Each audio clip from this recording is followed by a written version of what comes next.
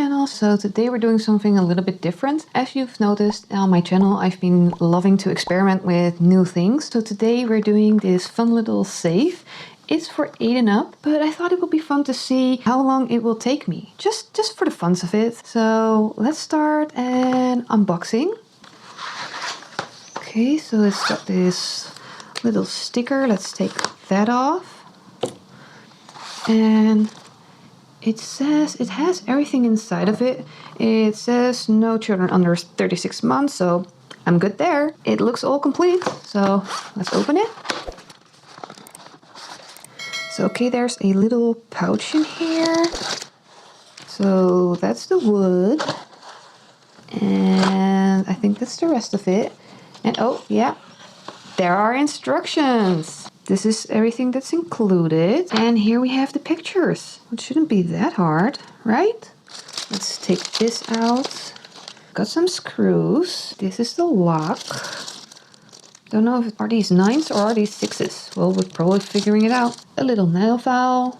More parts of the lock. Actually, not really sturdy, but it's decent enough. I don't feel like it's gonna break. A little hinge. And the little pokey thing they warned us. So, it's not really sharp, but okay. I think I'm gonna be good without adult supervision. And finally, we've got our wooden sides. And let's start following these instructions.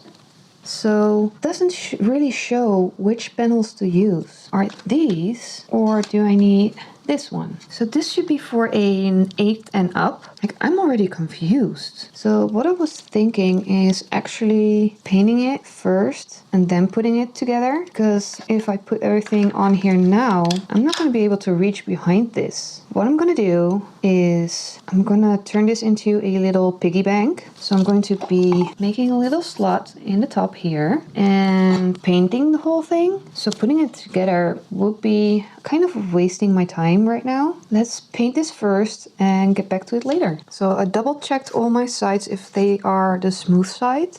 I'm going to put some water-based primer on these before I'm going to pour some acrylic paint on here, because this wood is very soft, so I think I would be getting a lot of texture and a lot of bubbles if I don't prime it. So that's what I'm gonna do first. It's been a couple of days. I primed everything and I decided to paint the inside dark. And now it's time to assemble it, because first I thought I would just pour over the pieces and then assemble it, but I think the design would be nicer if I put it together and then poured over it. Okay, I think we should be good, so let's try and assemble this without breaking it. The reason why I put like 3 coats of paint on it is that this wood wasn't made for pouring. So I'm scared that if I pour paint over it, it might swell up and warp.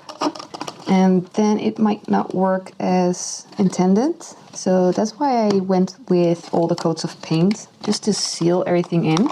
Now we have to put on the front. There's a little arrow on here that shows you what the bottom is. And you want to be careful with this one because it's quite thin.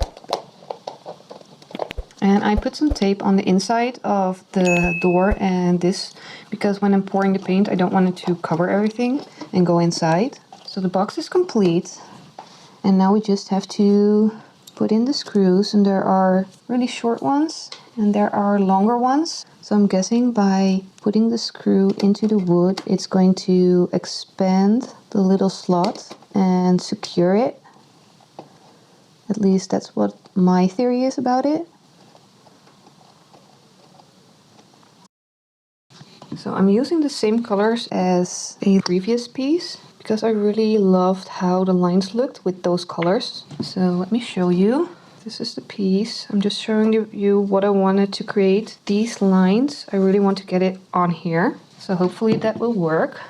So what I was thinking is I'm gonna start pouring on top and see what we get. The bottom doesn't need any paint. Ooh, that paint is thick. But let's just see if we can pour this down the sides. I actually do like the drippy design, so I might even keep it. Pour some more paint on.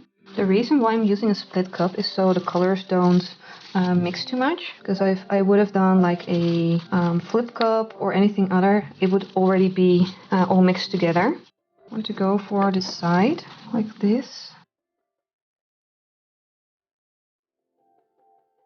Let's do that on the other side as well. Let's do a little bit more on the back side.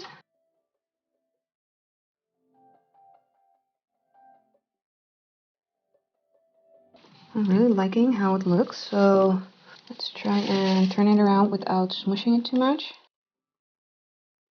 And let's pour a little bit more on the front.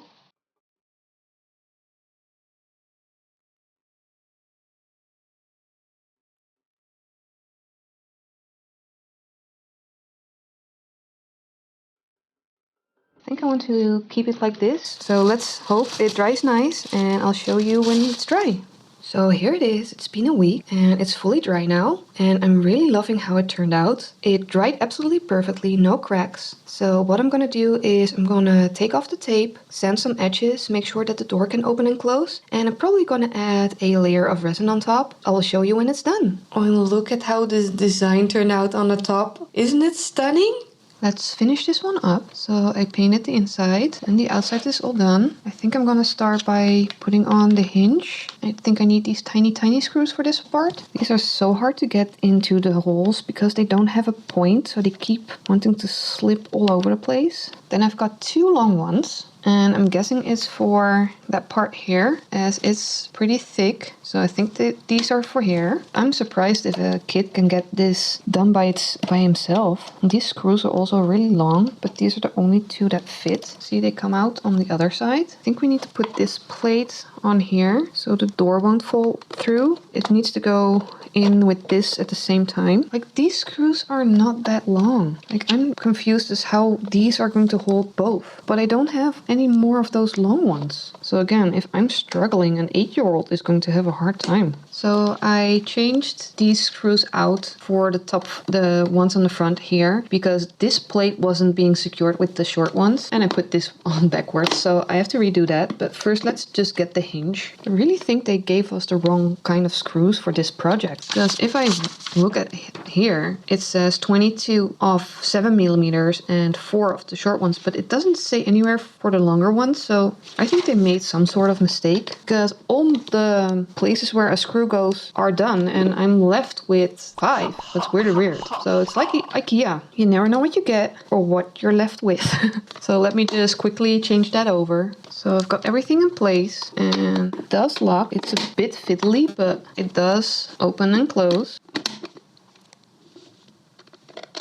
So that's okay. The door opens and closes and you can't push it in because of the little lip here. So it's all done. I added a little something because it's for my niece. If you haven't seen my previous video, I made a little piggy bank for my youngest niece and this is for my oldest one. So I'm hoping she will like it. I'll show you a final review. So it's finally done. I'm really happy how it turned out.